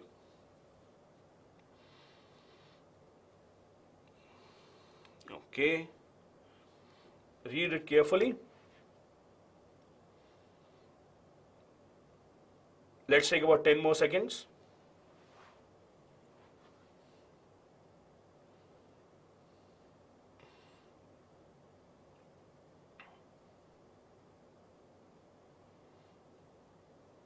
Okay, let's see what you chose and what should have been the answer. I think most of you are going with A. A has got 47%, while the correct answer was D with 40%. So there was, I think the confusion was over here, because if you add it up, 87% people thought 1 and 2 are correct. The confusion was here in the third one. Now, in these kind of questions, usually there is a lot of confusion because again, the rankings keep on changing and there are so many different rankings. There is a ease of doing business ranking, and then there is Swachh Bharat ranking, and then you have India Innovation Index also. Since there are so many different rankings, a lot of people do get confused here. Now over here, I would suggest you a couple of things. This is just a personal suggestion. You can decide on your own. In these kind of questions, what you have to do is, unless you are 100% sure absolutely, I would suggest you not to attempt this question. However, on the other hand, the point is, if in any question you have identified that at least 2 are correct, please understand, if you have identified that at least 2 are absolutely correct, that is first and the second, you have at least eliminated B and C. So you are now left with only 2 options, A and D. In the examination hall, you must attempt every question where you are just confused between 2 options. Because if you don't attempt those questions where you're confused between 2 options, you will never be able to attempt enough questions. Please understand this. In order to attempt enough number of questions, you can't just attempt those questions where you're absolutely sure. You have to go ahead and attempt those questions also where you are slightly not sure, you may know or may not know. Because at the end of the day, and this is simple mathematics, if you see probability wise as well, if you just see probability wise, let's assume there are 20 questions where you're confused between 2 options, okay? Let's assume you get 10 right and 10 wrong, okay? Let's assume this, you get 10 right and 10 wrong. 10 right means you get plus 20. 10 wrong means you get minus 6.66. So you are still in plus 13.3. So you have to take a chance in those questions where you're confused between 2 options. I know there are many of you who say that, sir, my luck is extremely bad and I do not have 10-10. I will, if I make a choice or if I actually try and gamble in 20 questions, people will say, sir, I will only get, let's say you get 8 right and 12 wrong. Let's assume that, okay? Let's assume you get 8 right and 12 wrong if you have a very bad luck, okay? Then what do? 8 means plus 16. 12, if you minus those, that again becomes minus 8. You are still in positive 8. Do you see that? You are still in positive 8. So that is why you have to attempt those questions where you are confused between 2 options, because your probability of marking them and getting them right is high. Please trust me on this. If you actually don't attempt those questions where you're confused between 2 options, you will never be able to attempt enough questions. Because at the end of the day, doesn't matter how much you have prepared, sitting in the examination hall, no one is absolutely sure about more than 40-45 questions. The best that you can hope for is that you are 100% sure about 40-45 questions. More than that, it becomes very, very difficult. So you have to attempt those where you're confused between 2 options. You don't have any other choice. This is the ranking. If you want, you can see this amongst the major states. Karnataka at the top. Some people were saying Telangana. Telangana was actually at the second place. Then the hill states or northeastern state was the second category, where Manipur came first, followed by Uttarakhand.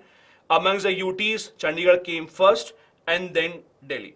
I would suggest you also have in mind the overall topper. If you just see the score and you ask overall, if you just consider one single list, which would be at the top, that would be Chandigarh.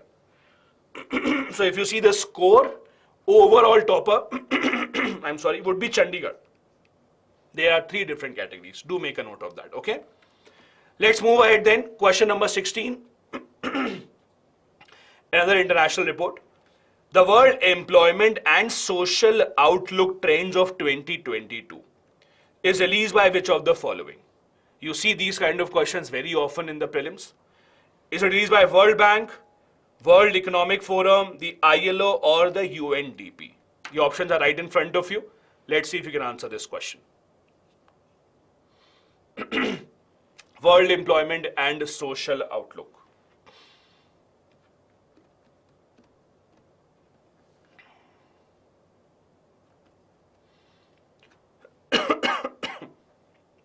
Okay, pretty short question. We'll take 10 more seconds and then we'll end it up.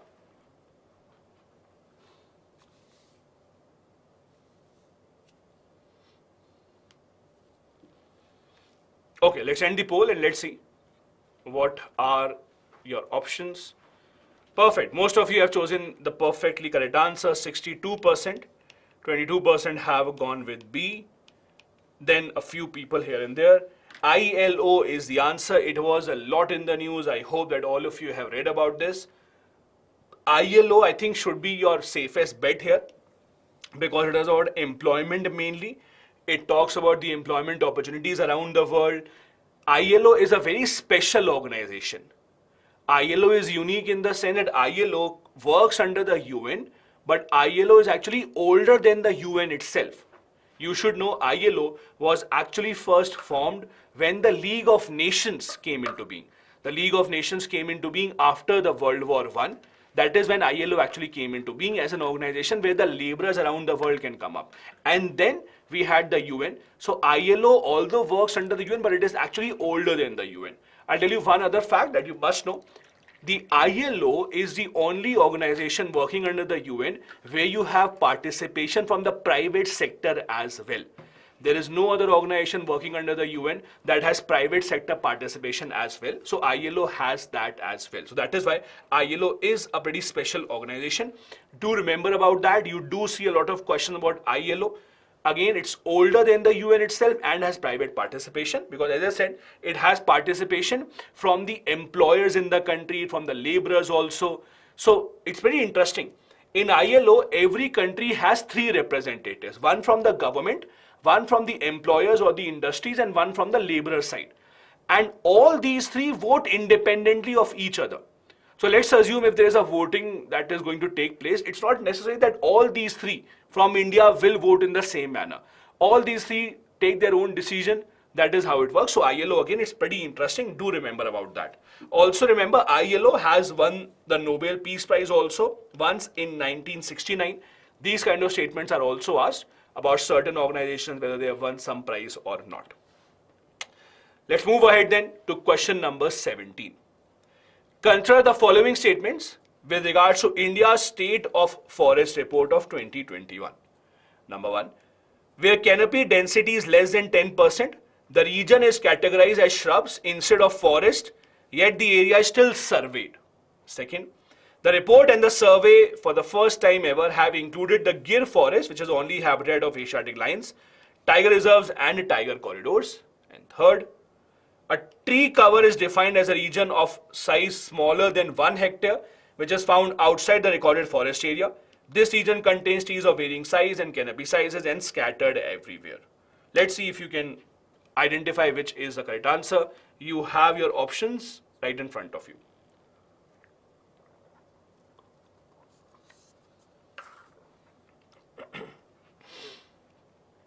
Okay, many people will skip it.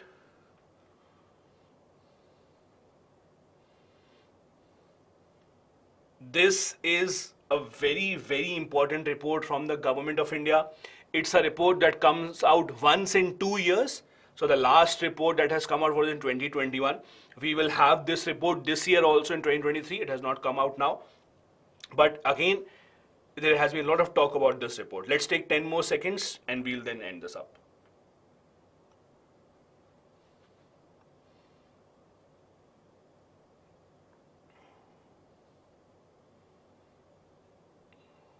Okay, let's end the poll and let's see how many of you actually got this right. 55% said B, 2 statements are incorrect.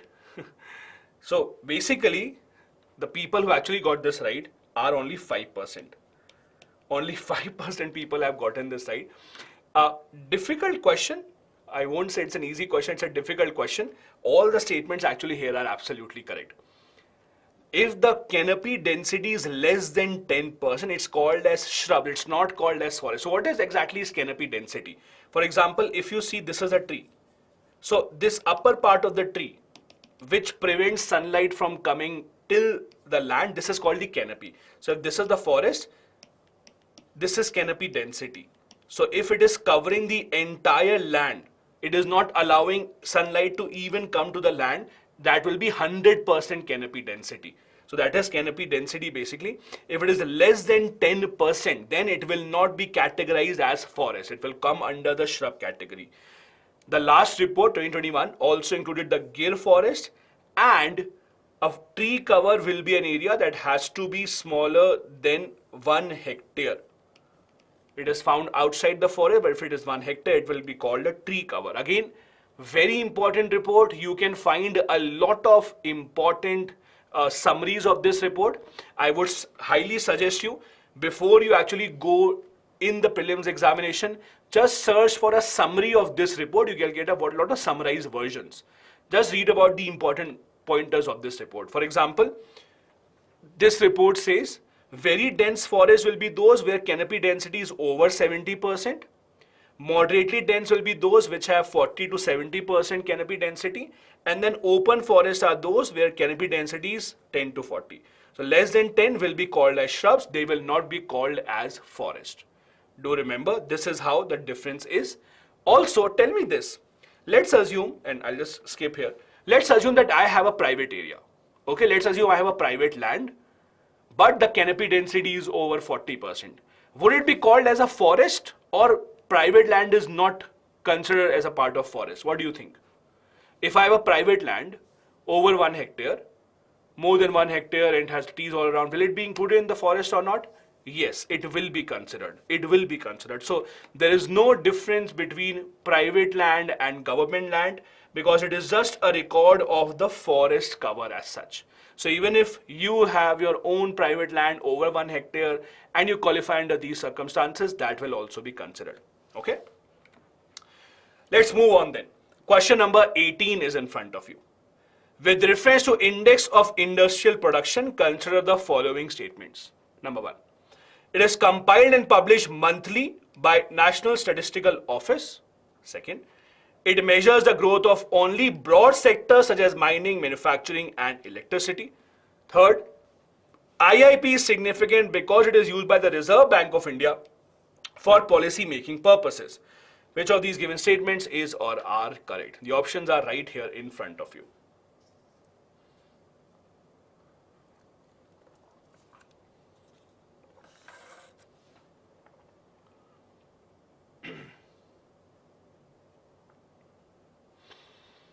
I see a lot of people going with A, but it seems to be a pretty diverse answer. C and A are leading. Okay, let's have 10 more seconds and then we'll end this up.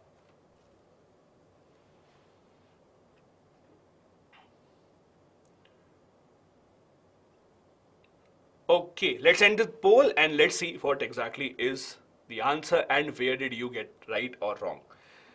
34% people chose to go with C. Only 19% actually chose to go with the correct answer. This is D. All the given statements here are absolutely correct.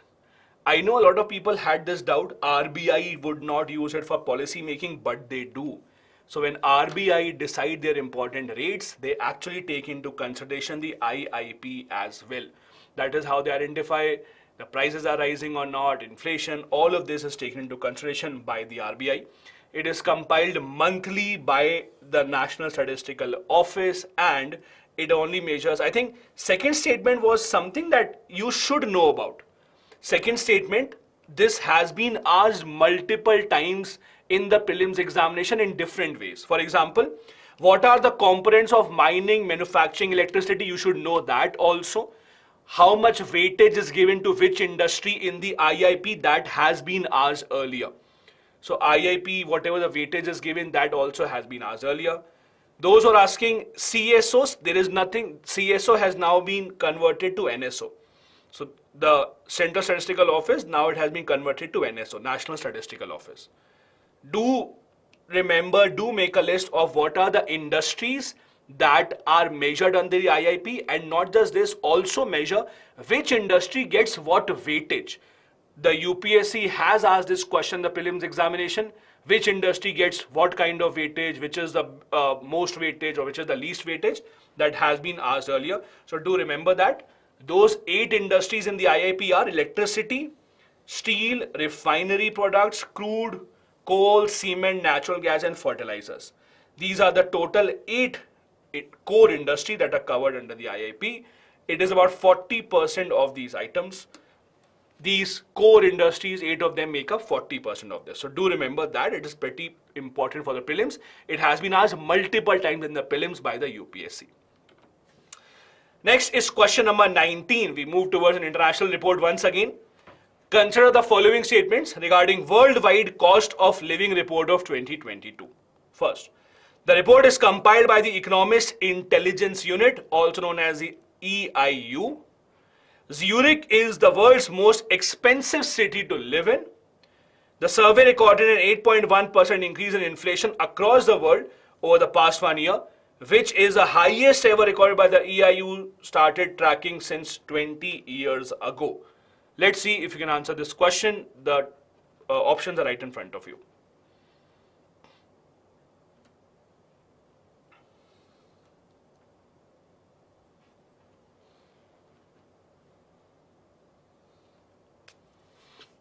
Most people seem to be going with C here.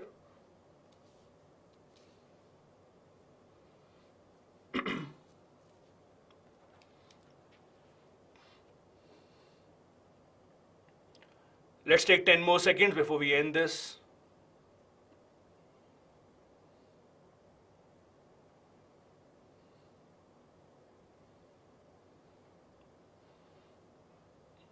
Okay, let's end the poll and let's see what are the options that you have chosen and which will be the correct answer. Most people went here with C, 39%. With the D, it was 38%. The correct answer here is C. So I accept it's a very difficult question to answer. Difficult in the sense because this is not one of those reports that you keep on hearing time and time again. You don't really keep a track of this, but it is important because it talks about inflation, which has been the center topic around the world in the past year or so. Second is wrong. Zurich was the world's most expensive city to live in last year, not this year. This year it is Singapore and New York. So it is Singapore and New York that have now become the most expensive cities to live in. Zurich was in the list, at the top of the list last year. That is why the second statement is wrong. First and the third statements are correct. This is the report. Singapore and New York, as you can see right there at the top. There are some surprising cities in the bottom 10. You might not expect this, but there are some exciting cities in the bottom 10, including Indian cities. So Bangalore comes at the bottom 10, I don't know how. Ahmedabad, Chennai come at the bottom 10. While at the top you see Singapore, New York, Tel Aviv, that's in Israel, Hong Kong, Los Angeles, Zurich. These are the ones that come at the top 10 and the least 10. Now please understand, this is not a ranking of all the cities in the entire world. So don't think that the Bangalore or Ahmedabad or Chennai as a city is the cheapest city to live in the entire world. So this is an index that only talks about the major cities in the world. So it's not that amongst all the cities in the world, If you compare your hometown with Bangalore, Bangalore will be cheaper. No, nothing like that. This is only considering major cities in the world. So don't compare, let's say, Bangalore or Chennai with some other city, but that is what they have found out. Maybe someone living in Bangalore, Chennai would not agree to this, but that is what this report has identified. Next is question number 20. The Health Insurance for India's Missing Middle report. It was a lot in the news. There were many editorials written on this also. Is released by which of the following? Ministry of Health and Family Welfare, Ministry of Social Justice and Empowerment, Niti Aayog, or Insurance Regulatory and Development Authority of India. Your poll has started. It's about health insurance for India's missing middle.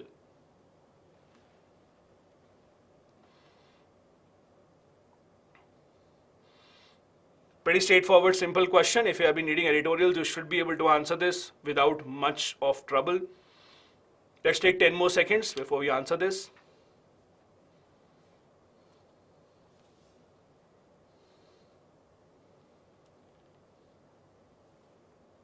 Okay, let's end this and let's see what exactly are the options that you have chosen. I am surprised 30% went with D, 29% went with Niti Aayog, which is the correct answer. India's missing middle is a phrase that you keep on hearing time and time again. A lot of times in the editorials, especially whenever it talks about out-of-pocket expenditure, whenever you talk about lack of insurance amongst the people, amongst the general population in India, this is a report that Niti Aayog has published. Now, Niti Aayog or many experts also believe that if you look at India's population, what has happened is if you look at the lower part of India's population, they usually get coverage. How? Because they get coverage through government schemes. So Ayushman Bharat Yojana, etc. Then there are many other state governments that are providing schemes. You see Rajasthan, you see many other state governments having their own kind of medical or insurance schemes. While the people at the upper half, if they're in the formal sector, many of them get insurance coverage from the companies, their employers. It's a part of their salary. However, the middle part, most of whom are working in the informal sector, those people don't get insurance coverage, neither from the side of the government, nor from their employer, nor do they take it by themselves by paying money, and that's just called the missing middle. So this is the missing middle. It's a report that has been published by Niti Aayog. There are a lot of reports on this, on the out-of-pocket expenditure. How is the government trying to reduce out-of-pocket expenditure? Out-of-pocket expenditure means when you go to a hospital, are you paying from your pocket? That will be out-of-pocket expenditure. If, let's say, it is being paid by the insurance company or government, that will not be called out-of-pocket expenditure. So this is Niti Aayog. Not a difficult question, I would say. Next, which of the following reports is released by the World Economic Forum? Global Competitiveness Report, the Global Gender Gap Report, Travel and Tourism Competitiveness Report, or the Global Information Technology Report? Let's see if you can answer this. Which of these reports are published by or are published by the World Economic Forum? The poll has started. You do see these kind of questions asked very often about which organization publishes which kind of a report, UN, World Bank, IMF, etc.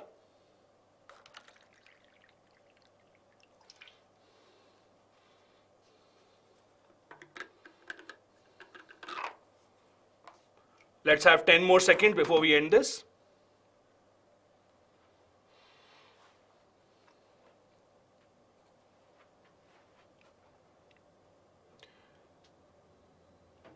Okay, let's end the poll. Let's see how many of you got this one correct.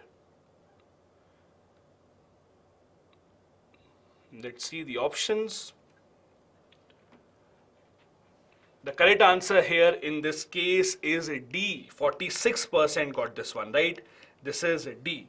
All of these reports are published by the World Economic Forum. So those who got this right, congratulations. This is a very common kind of a question that is asked. I'll give you some other important examples of reports. If you can see this, apart from the World Economic Forum, These are some of the other important reports which have a probability of being asked. WHO report, UNICEF, then we have the UNEP, Transparency International. Now, it's very interesting because if you actually look at the World Economic Forum, the World Economic Forum is not really an agency that has been identified or supported by any government agency or UN, etc. World Economic Forum actually started as an initiative by industrialists across the world how to take forward the aim of capitalism. So World Economic Forum mainly started of how to improve and how to spread capitalism around the entire world. Now the World Economic Forum has become such an important forum which has no connection with the UN, but even then there are leaders around the entire world, prime ministers, presidents take part, and it has been known to be even more important than the UN. The meetings are held, as many people are saying in the chat, the meetings are held at a very, very beautiful resort in Davos, Switzerland. They have been able to resolve bilateral dispute between multiple countries more than what UN has been able to do. So it has actually led to spread of a lot of important decisions, a lot of important agreements have also been signed. Please remember, it's not related to UN in any way whatsoever. This again is an example of important reports published by different organizations, so do remember that. ILO, for example, publishes these reports, UNDP, ICAO, the World Bank publishes these reports. All these are important and they can be asked by the UPSC. We have two more questions to go for this session. Question 22. With reference to MPI, Multidimensional Poverty Index, consider the following statements. Number one, it is jointly released by the World Bank and ILO. It uses education, health, and standard of living as its indicators. A person is said to be multidimensional poor, multidimensional poor if he or she is deprived of 1/3 or more of the weighted indicators. Which of these given statements is or are correct? There have already been questions asked on MPI by UPSC. The poll is right in front of you. Let's see if you can answer these. Deepak, no, I don't think it's a very good strategy that in every report question you can just choose all of the correct or not. I don't think that is how UPSC will form the questions. Multidimensional Poverty Index, MPI. You read a lot about it, it's in the news. Okay. Let's have 10 more seconds.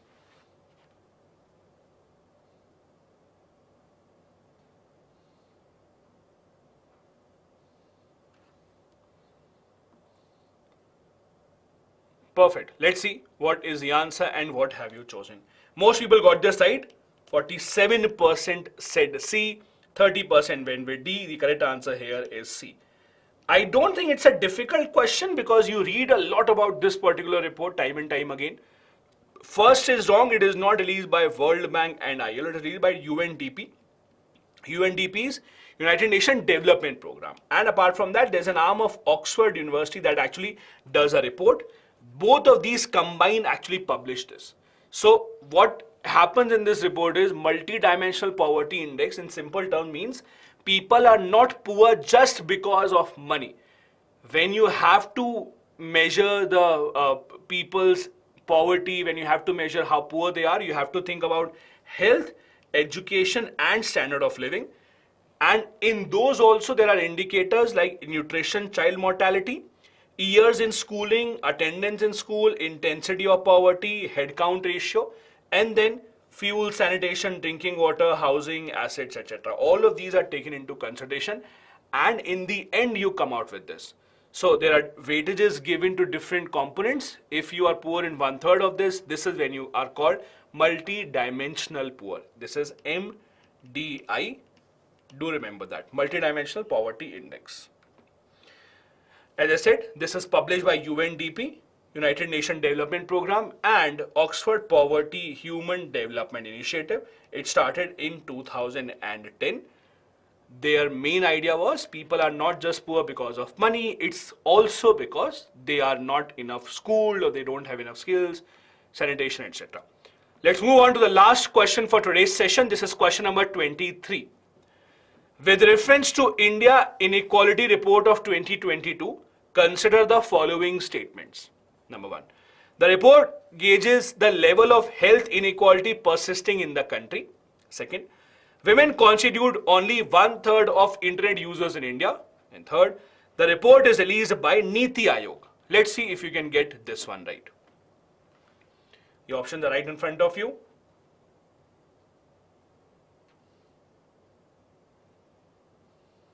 Read this very carefully.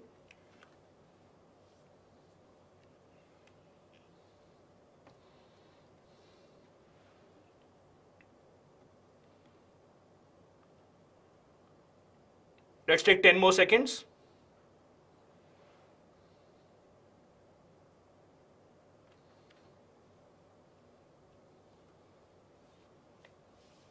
Okay, let's see what are the poll results and how many of you answered which option. Most of you, as per this, chose B, 31%, C, 26%.